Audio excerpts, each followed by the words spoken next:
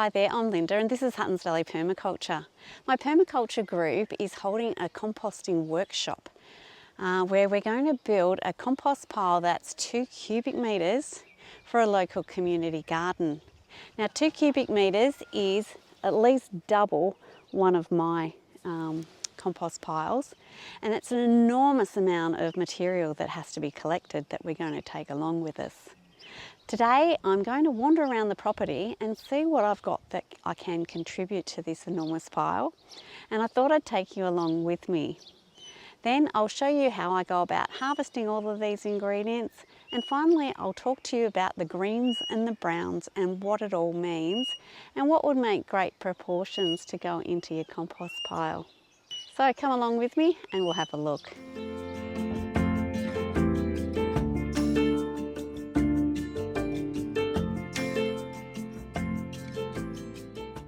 Just starting in the carport, I do have a pile of cardboard that is great to use in compost piles, but it would need to be shredded. I'm not going to take that with me to this workshop because I do want to do some planting, and that's great for planting all your plants. But over here I've got some wood ash from my fireplace. Wood ash is good in small amounts. It does contain lime, so you shouldn't be using too much. In an average garden pile, no more than probably 3 shovelfuls of lime is all you need to add. Heading into the garage, on the floor is a pile of sawdust.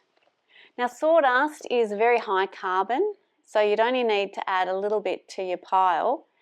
I'm going to leave this in place because it is sawdust from treated wood. You just got to make sure your sawdust is from untreated timber. Heading out to the garden, there's all sorts of weeds. I could probably dig something like that up if I wanted to. Usually when I'm building compost, it's a time where I will look to trim things. This native was destroyed by a frost back in May, which was about 6 months ago. So that could be taken. And it looks like half of this plant here has broken off. So we could probably take that. It would probably need to be shredded before we add it to a compost. Look at that beautiful flower there. That's an Aloe Vera, which has produced for the very first time this beautiful display of flowers. Right next to the aloe vera here is a plant that has just grown. It looks like it's from the mint family. I don't need it here, and I'm sure it's just going to keep spreading, so that's a good candidate to go to this compost pile. Up in my veggie garden, I've got a big row of comfrey that I've actually planted just so that it can be a mulch, but it can be equally great in a compost pile. So the bees won't like it because they love these flowers, but I'll be able to harvest a whole heap of this comfrey and take it along. Some of the ingredients I can grab from my veggie garden include this celery, which has been growing for some time, and I've got lots of harvests from it. I just kind of pull off the stalks as I need them, which means the plant can keep growing. But these 5 or 6 plants are going to seed soon. While I'd like to keep it for my own compost, I am going to donate it to the cause for this workshop on Sunday. Another area I've been holding off clearing is this mess at the end of the garden. This section of the garden I really need to redo with some more cardboard and some more wood chips and really get it back under control. But at the moment it is full of biomass, some lettuce that would go to seed if I let it. I might leave a couple of those plants. I've got a whole heap of carrots that just went to seed before I even had time to really harvest here. I've got big patches of clover, and there's also this legume, which is a woolly vetch, which is a high nitrogen. Well, it's actually a nitrogen fixing plant. Areas with large dandelions, for instance, that can be chopped down and makes a great compost ingredient. Just in this little corner here, we've got lots of creeping buttercup. It hasn't gone to seed, so I'm going to be harvesting a whole heap of that and taking that with us. Hey ladies and Ray. Now, in this chook house, we should find something. On the floor of the chook house, I usually shred up some eucalyptus tree leaves and branches, and that I put that down as their bedding, and I'm going to gather some of the chook poo and the bedding and take that along with me. That's around the house sorted. Let's head up to the swales and see if we can find anything there. Yeah, good boy. Hello. Only a small amount just here, but when the sheep are losing their fleece, their wilter pole, so that drops off naturally. There's usually heaps of this lying around the pasture. So gathered all up, that can go into the compost. If it lived, it can live again. So any organic matter can go into your compost pile. Up now in the peach tree guild, this is dock. Dock is a long taprooted plant that mines up lots of minerals, which makes it a good ingredient for your compost pile. More creeping buttercup in this area too. We're up on the swale now. These rhubarb leaves make a great ingredient for a compost. They're also great just to chop off and use as a mulch. You know, when you are harvesting your stalks, just chop that off, drop it in place, and it's a great mulch. Or if you're building a compost pile, just don't forget to grab your rhubarb on the day and throw that in the mix as well. If you think ahead and get some plants in the ground, you can actually grow your own compost ingredients. This one here is a type of lupin which grows quite profusely, and you know, all this sort of thing can just be harvested and used to build your composts. So a bit of planning and compost ingredients you know, are right there when you need them. This is the compost pile up at my hay shed. I built this a while back and I did have a video on it. I'll place a link to that, but I didn't use all of the leaves. Dried leaves from deciduous trees make a really good compost ingredient. So I've got 2 bags of that. Manure is a great ingredient for the compost. Someone is bringing horse manure, which is a great ingredient for a compost, so I'm going to be just leaving all my piles of manure in place. Leaving the top swale now, I'm just going to head down to my woodlot where I've got some problem vegetation. Now thistles, they can certainly go into your compost, although they are a little hard to handle. I'm thinking of chopping down some of this holly. That's a bit like a weed here. So I think I might chop some of it down, drag it up the hill and pop it through my shredder. There's quite a lot of biomass in these and I won't miss them. You can certainly see just over there, I've got more holly coming through. So I really need to be getting on top of this because it will just keep spreading. Another compost ingredient that I don't mind some of are shredded eucalyptus leaves and branches. They do have quite an oily content to them with the eucalyptus oil, so I don't add too much. In my kitchen, I collect my scraps in 2 different ways. The first way is what I send off to the chickens, things that they'll eat, and then I also collect in here coffee grounds and bits of paper towel. This will go off to the compost pile when I'm building one. I'm just heading up to the hay shed up there to collect the autumn leaves, but I'm going to be gathering a few compost ingredients on the way. I've got these little bits of wool that all add up once you gather them. So I'll pop that in my little trolley as well and add to the rest that I've already collected. Sometimes it comes off in clumps.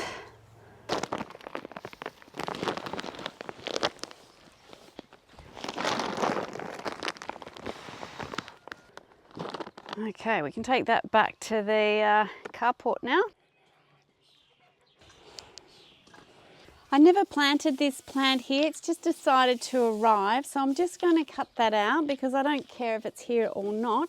But it looks like this is one season's growth. If I leave it, it might just sort of take over. So I'm happy to move that on. It'll probably grow back again anyway, and we can use it for biomass then.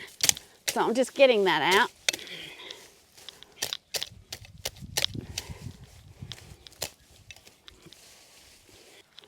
I've got some more of it coming here.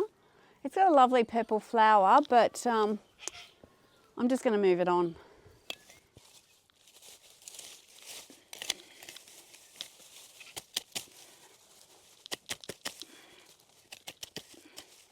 Okay.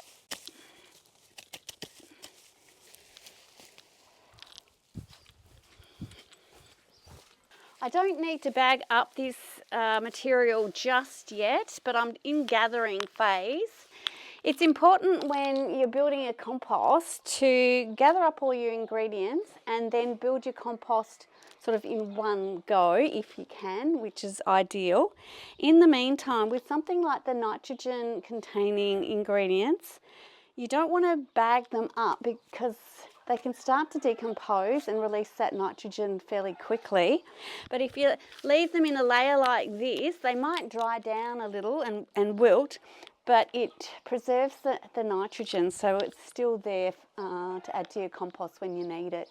I'm now going to gather my materials that I'll need to shred so that I've got a whole pile to do all at once.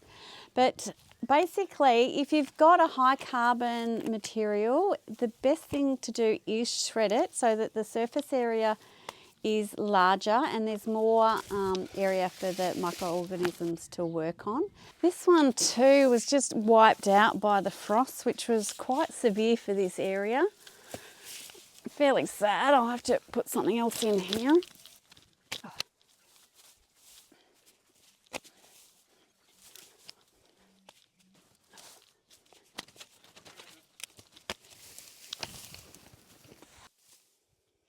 These branches were actually cleared by the local tree company. I've got some power lines that run right through the middle of my property that they always need to keep clear. So I'm going to use some of these and shred that up for a carbon ingredient. Now we'll get on to the holly.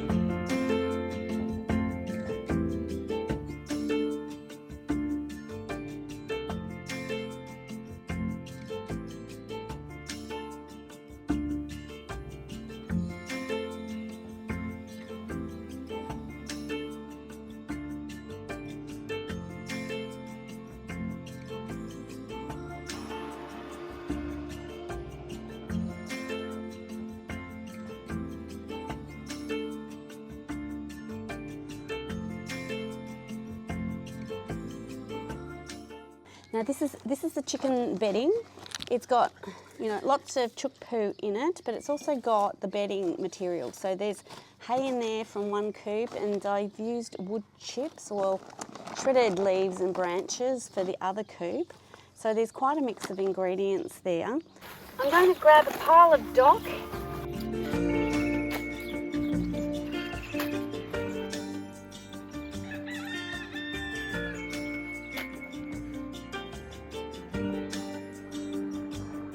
I've got lots of this creeping buttercup around, so I'm going to grab that as part of my green compost ingredients.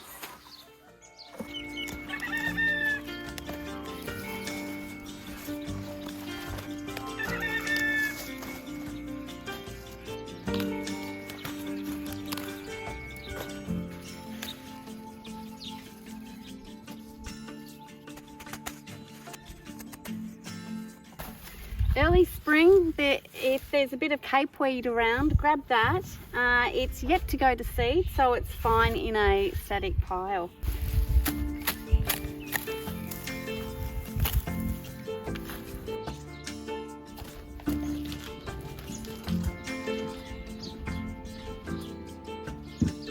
Dandelion Greens, the large ones, can give you quite a bit of biomass, so grab all of those for your compost. Weeding the driveway will often get quite a lot of biomass for the compost.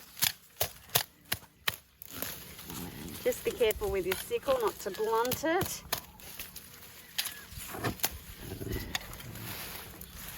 Along this section of the garden, I've actually planted lots of comfrey, which I use as a chop and drop mulch.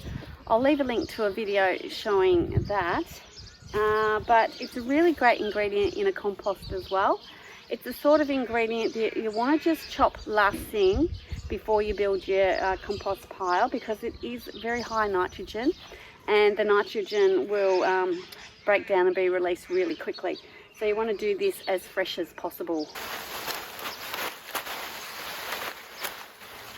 You can be quite vicious with it, and it will grow back within days, really.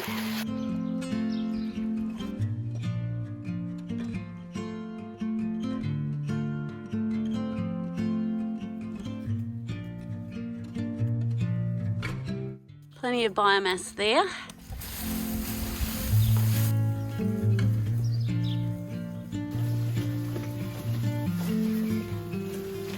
Pine needles can be added to a compost mix, but they're quite acidic, so you don't want to add in too much.